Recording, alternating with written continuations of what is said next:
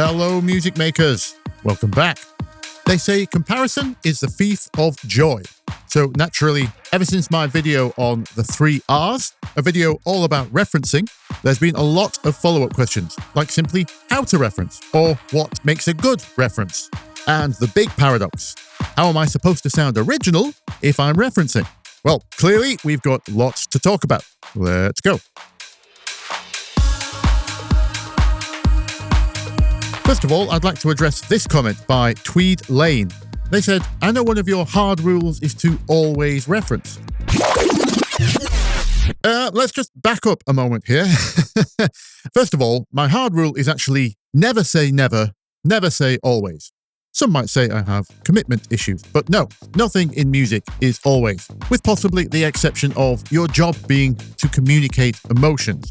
No, let me be clear. When I advise someone to reference, it will be because, in my opinion, that is their easiest option at that particular time. Take this example. Seeing as every video on the internet about referencing is about engineering referencing, mixing, etc., let's talk about that first. When a beginner asks me, what level should my bass be? Or some equivalent open-ended question like that. The hard truth is, there is no answer to that. I don't care what channels like Streaky might say with some kind of 6 dB rule or something like that. Sure, it's a nice, easy rule of thumb for someone to latch onto, and it makes for a quick YouTube video. But does it work in the real world? No. All that advice is absolutely contextless. What genre are we talking about? What type of bass instrument? What frequencies does it contain? What is it competing with? And if it could be measured by a single number, which one are we talking about? Peak dB, RMS, LUFS? There are just far too many variables for me to give you an actually useful answer which works in the real world. So of course, in that scenario, I'm going to say, go and reference a track. Is that the best solution? Well, no. The best solution is probably go and find an engineer so you can get on with making music. But in the meantime, referencing a track, preferably in the same key if you're doing low-end stuff, it's a simple, actionable shortcut for someone who doesn't yet know. Here's what I'm talking about. Gregory Scott just put out a great video on learning how to listen. And close to the very beginning, he starts off with this. I got bad news for you. And the bad news is this. You want to have amazing killer mixes of your songs. It takes years. And when I say years, I don't mean 2 or 3 years. I mean like 15. And in particular, there are no shortcuts. There's I think it was Quincy Jones said, you can't cheat time. He ain't wrong. It's the 10,000 hours thing. If you don't have 15 years of ear training, and you don't have access to someone who does, then there is no amount of rules of thumb or tricks you can learn on YouTube that can make up for that. Here's Robert Scoville putting it better than I ever could. Mixing is a listening skill. It is not an operational skill. I could teach a 12-year-old how to operate the console. What I can't teach them is to have music sensibilities, right? Why do I need this kind of drum sound in this kind of song? Now let's talk about types of referencing, because as I mentioned earlier, all the advice I could find was only limited to mixing. Which is fine, I understand it, but in the real world, once you've done this for as long as I have, it turns out so-called sound quality is the least important part. But also, opening up your mind to the concept of referencing for other reasons can really help with those originality concerns a lot of you will have. For example, this video I did on arrangements. You can see what the thumbnail says. That video is basically a practical example of me referencing, but not for the mix. The case for this type of referencing was, I am not a DJ, as I'm sure many of you aren't either. Not everyone that wants to make club music has actual experience DJing in a club. So therefore, if you don't know how to structure a track for that environment, we can reference successful examples of those that do.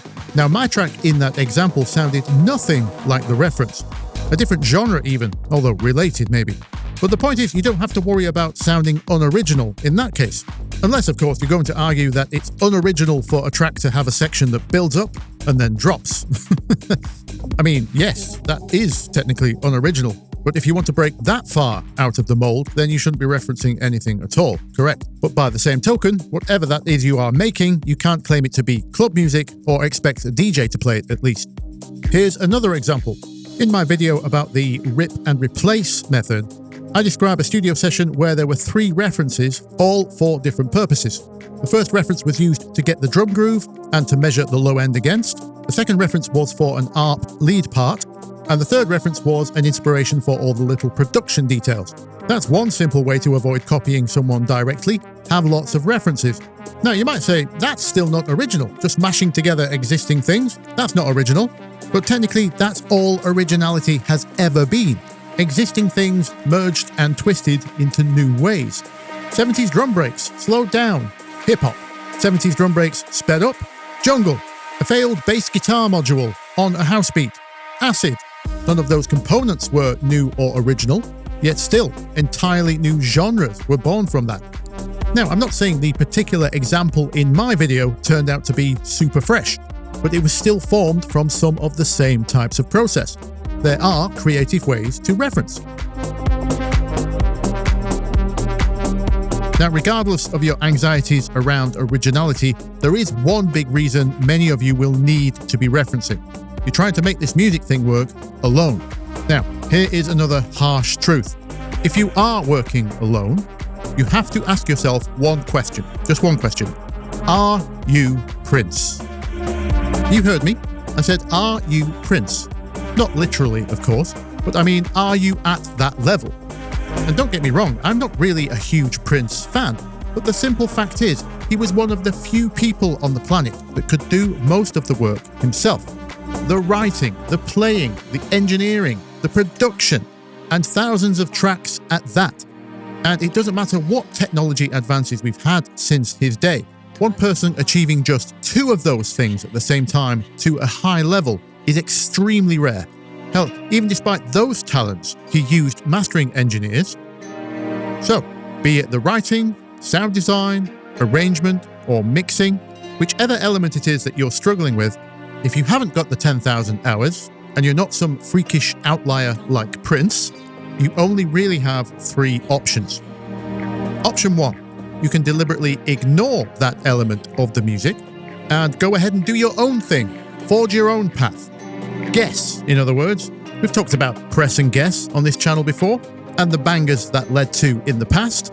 Take advantage of your lack of experience, your naivety. Who's to say it's not you that discovers the next happy accident or interesting thing that others will be referencing you for in the future? Option 2, if the element you're struggling with absolutely must meet a certain standard that you can't achieve yet, then work with an expert in that field. Hire them or through a collab maybe. Option 3, your only other option, copy someone who's already done it well. Referencing. Will that element of your track be original? Of course not. But as we discussed earlier, everything else could be.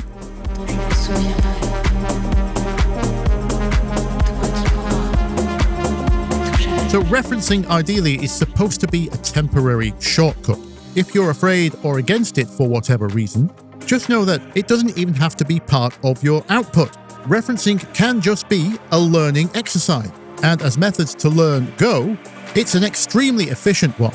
Regardless of what you're referencing for, like the arrangement, a melody trait, or the mix, the very practice of active listening to work that out is some of the best ear training you can do. Provided you've picked a good reference, everything you learn in the process becomes part of your talent pool. For example, if you get close to a sound you're trying to emulate on someone's track, unless you're following a documentary or something, the chances are you might have got to a similar sound in a completely different way to the original artist. And everything you learned on that journey, not just your ear training, it might be how to operate a synth or an effect, that's part of your repertoire now. Now, maybe you're scared of forming bad habits. All I can tell you is I ran a recording studio for 8 years, and for most of that time, I was using lots of compression on rock bands and the like, with $8,000 worth of UAD plugins. But do you see me using any of that today? I mean, sure, the transition wasn't instant. It probably took me over a year to realize that Spectrasonic's Stylus wasn't a good drum choice for EDM. But even then, one of the tracks did turn out good enough to get the DJ a support slot with Tiesto at the biggest nightclub in the world, Privilege Ibiza. So, good enough.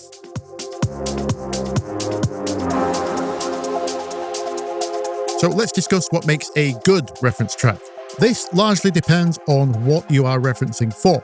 The super general answer is reference things which you know to be successful in the same destination that you want your track to be successful. Like the arrangement example earlier, structuring your track in the same way that other records structure theirs because DJs play their records and you want DJs to play yours. It can be that simple, or it could be more nuanced, like referencing the type of track which is only played at the end of a DJ set in certain territories at certain times of night. It could be that detail. My second tip would be, whatever you're referencing and for whatever reason, ideally you should like it. Because despite your imposter syndrome, don't worry, that never goes away, you are still one of one. There is only one you. Yes, you are a product of all your influences and your environment, but that is still unique to you, and you should go into your music as much as possible. Thirdly, I would advise, be careful about perceived success. What do I mean by that? Well, when I say things like reference a track which is successful in the field that you want to be successful in, you're going to need to do your due diligence research on whether that success is real. Here's a simple example. You might want to copy one of Fred Again's grooves, because so far none of yours have made people's dance, but you've seen that his do. Now, if it turns out you've seen the footage recently from a recent gig, and it's a recent track of his, then the groove in that track tells you nothing, because he's already famous. Or imagine this scenario. You don't have much experience, but you're trying to write a chantable melody, a proper festival anthem where everyone gets involved like a football match. So you reference a track which is achieving that. Try to emulate its melody style, direction, maybe call and response kind of thing. But all of the time, you completely forgot to do your due diligence, because it turns out the only reason they're chanting that melody at festivals at the moment is because of a recent TikTok meme where someone unrelated to the artist put some silly lyrics to it, and that's what everyone knows. Very little to do with the craft of writing that melody at all. And on that point, a last warning, if it's still early days for you and you've not released many tracks yet, don't use Beatport as a measure of success. You won't be aware of this, but depending on the genre, time of year, and some other factors, it can only take as low as 50 sales to get in the top 10 of Beatport. So be careful using that as a yardstick. Okay, I've rambled long enough. I'll leave it there for now. I do have a lot more to say on this topic though. If you've got any specific questions or points of discussion you didn't think I covered here, hit me up in the comments and maybe I'll make a part 2. Or you could just press one of the YouTube buttons to let me know you liked the video.